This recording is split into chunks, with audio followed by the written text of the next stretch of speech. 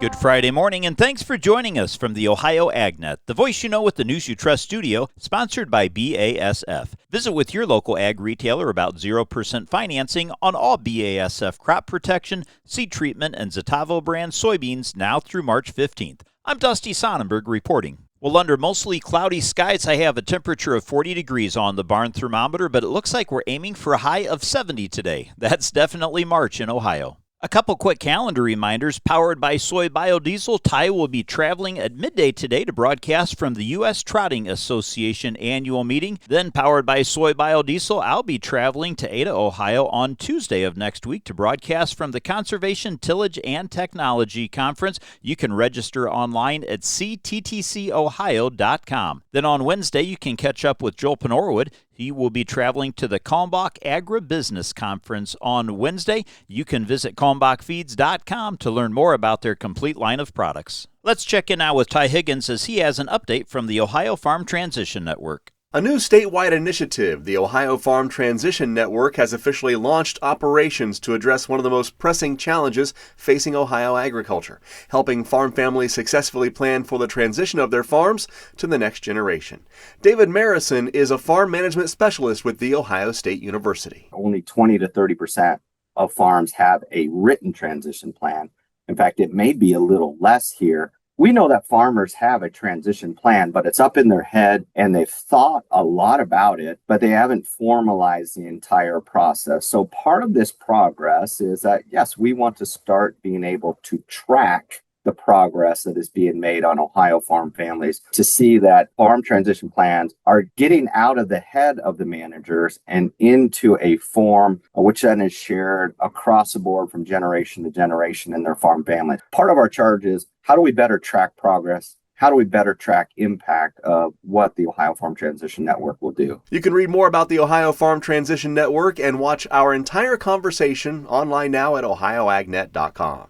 I'm Ty Higgins reporting. Thanks, Ty. Well, let's get a check now on your Friday and into the weekend weather forecast. This weather update brought to us by Seed Consultants. Simply better performance online at seedconsultants.com. More moisture trying to work through the Buckeye State today. I'm Chief Meteorologist Ryan Martin. Let's take a look at that forecast update for your Friday. We're starting with a little bit of moisture in southern parts of the state.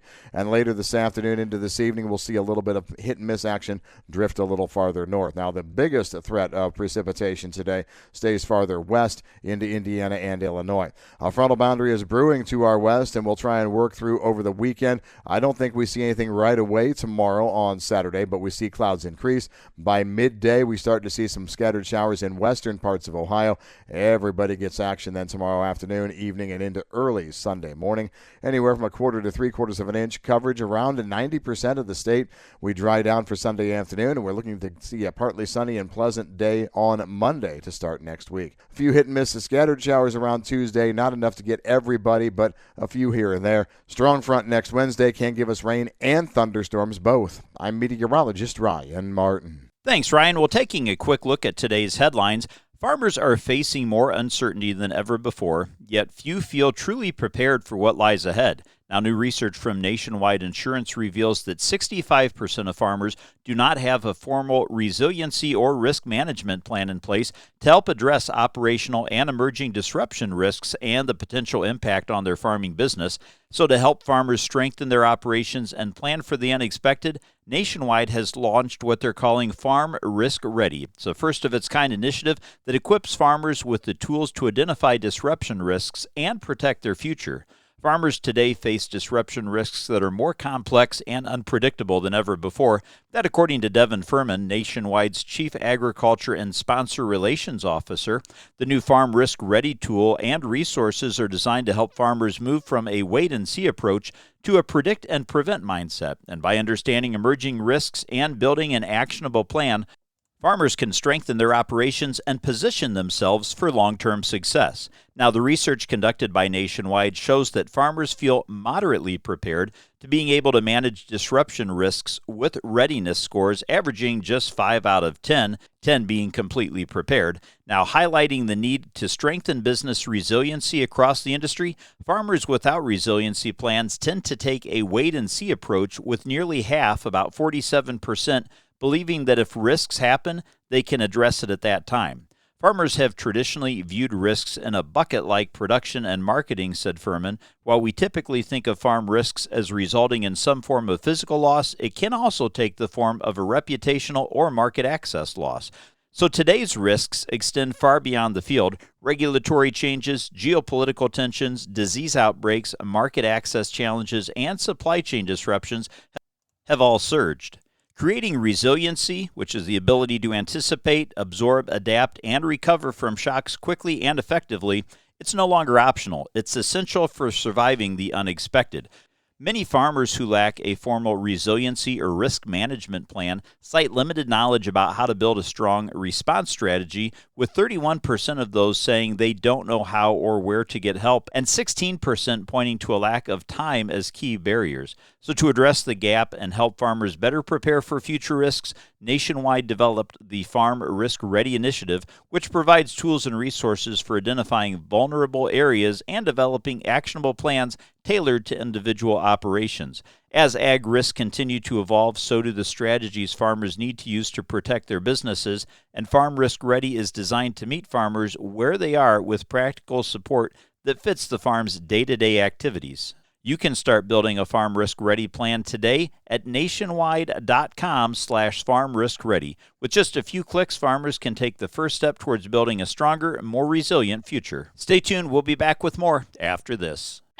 Ohio farmers are excited about the approval of Striax dicamba herbicide for in-crop soybean use. For a limited time, B&B AgVantages in Conover, Ohio, are reopening cash discounts and financing on Asgrow soybeans. This is a fantastic opportunity to return to the proven yield performance of Asgrow soybeans and the strong weed control system of the XtendFlex system. Orders must be placed and paid for by March 13th. Contact B&B AgVantages for details at 937-368-3880.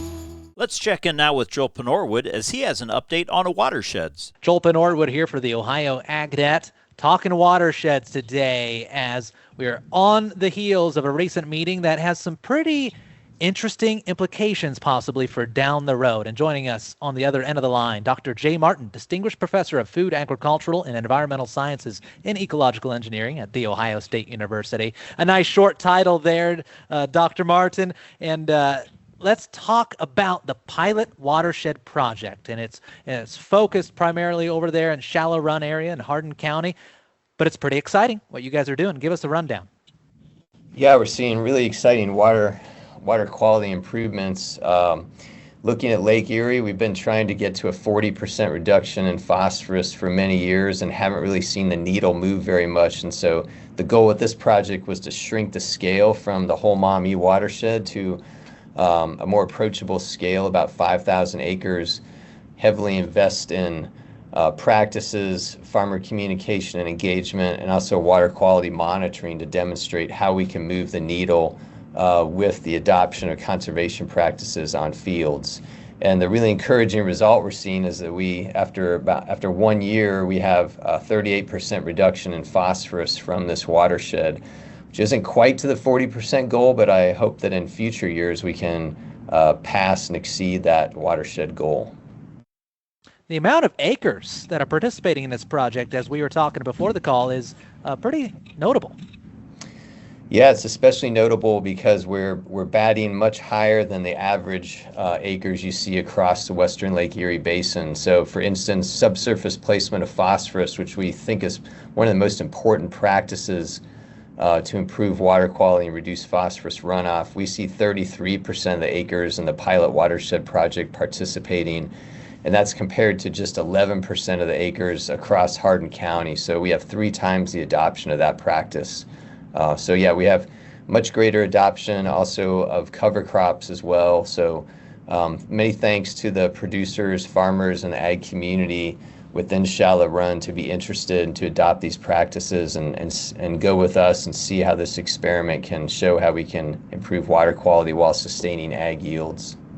Let's get into the specifics of what the Pilot Watershed Project is focusing on. What are some of those specific practices and some specific areas that you all are seeing what the results come from? Yeah, we're hosting or supporting a number of practices, and those include subsurface placement of phosphorus fertilizer, cover crops, soil testing, buffer strips, wetlands, drainage water management, phosphorus filters, and blind inlets. And so far in the project, we've had adoption of all those practices with the exception of blind inlets. So not quite the whole kitchen sink, but we are throwing a number of practices at the watershed and having most of those adopted to some extent. Getting back to the adoption rates we're seeing there, so subsurface placement, we're 3 times the county average. Cover crops, within the watershed, we have 52% acres in cover crops. When we look across Hardin County, we're at 13%, so much greater adoption there. And then looking at voluntary nutrient management plans, we're at 75% of the acres, and that compares to about a third of the acres across Hardin County. So the project's been really successful of getting conservation plans and practices adopted, and we're really seeing the impacts of that at water quality now with that 38% reduction in dissolved reactive phosphorus. And just to compare that to some of the other watersheds across Western Lake Erie Basin, we really haven't seen any noticeable improvement at a watershed scale. So 2 really novel results coming from this is that we're linking these practices to water quality improvement. And we're, not only that, but we're getting very close to that 40% reduction, which is the goal for waters feeding into Lake Erie. That's Dr. Jay Martin of The Ohio State University talking about the pilot watershed project happening at the Shallow Run watershed over in Hardin County, where they're studying water quality gains at a small scale, seeing what will work on a large scale to reach those water quality targets. Dr. Martin, thanks for joining us here today on the Ohio AgNet. Thanks for having me. Really appreciate it. Thanks, Joel. Stay tuned. We'll be back to take a look at your markets after this. Whether you're in the fields or on the farm, creating a safer work environment has never been easier. BWC's safety consulting services are included with your policy premiums and offer training and education for everyone in your farming operation. It's always the right time to make safety a priority. Visit bwc.ohio.gov or call 1-800-644-6292. The Ohio Bureau of Workers' Compensation, here to help you work safely. Looking for heavy equipment but don't know where to buy? Purple Wave Auction has you covered. Always online and always no reserve. It's your destination for construction or ag equipment ready to work. We even sell semis, trailers, and fleet equipment for your operation. Best part? It's free to join. Head to purplewave.com. That's purplewave.com. Sign up for a free account and start bidding today. Purple Wave Auction, the easiest and most straightforward way to buy and sell equipment. Let's take a look at what's impacting the markets. Today's market analysis is brought to you by the Louis Dreyfus Company. Excited to bring a brand new soybean crush facility to Upper Sandusky, Ohio. Learn more about marketing your soybeans with LDC at 574-566-2113. Grain markets finished higher yesterday as risk on trade came back into the marketplace. Wheat markets up double digits. Corn almost got there, up about 9 3/4 on the nearby. And the bean market anywhere from 6 to 9 3/4 higher as well. The big story yesterday was crude oil expanding $6 to $7 higher per barrel. Crested $80 on the April crude nearby. That is the story here. Bullish on rising world energy prices. This was a new rally and contract high. Most of this was due to reports of an oil tanker getting struck by Iran that was anchored just outside the Strait of Hormuz. That's got everybody talking about what this conflict is going to go to. And now, big volume yesterday in the grain markets as well.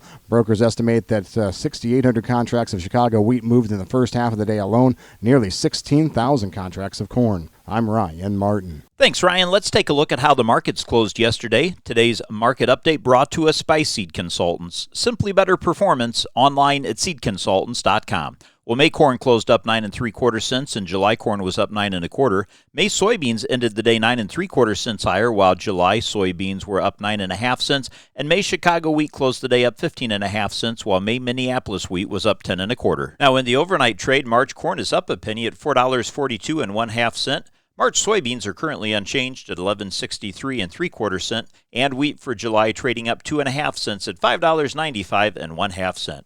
Thanks for joining us and have a great day. This is the Ohio AgNet.